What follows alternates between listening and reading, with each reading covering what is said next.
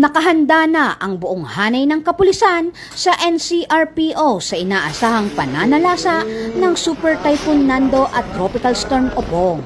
Ipinag-utos ni Police Major General Anthony A. Aberin, Regional Director ng NCRPO, ang pagpapatupad ng full alert status upang matiyak ang kaligtasan ng mamamayan sa Metro Manila.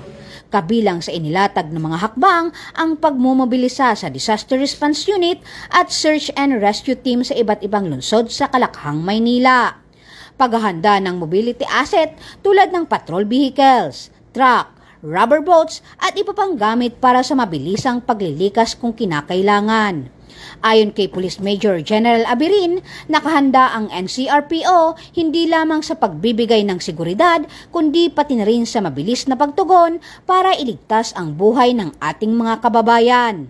Dagdag pa niya, patuloy na binabantayan ang lagay ng panahon at nakahanda ang mga kapulisan sa 24/7 monitoring upang maagapan ang anumang panganib. Pinayuhan din ng NCRPO ang publiko na manatiling alerto, makinig sa opisyal na abiso ng gobyerno at agad makipag-ugnayan sa mga otoridad kung kinakailangan ng tulong. Sa pagtutulungan ng kapulisan, lokal na pamahalaan at komunidad, layunin ng NCRPO na masiguro ang kaligtasan at katatagan ng bawat pamilya sa gitna ng hagupit ng kalikasan.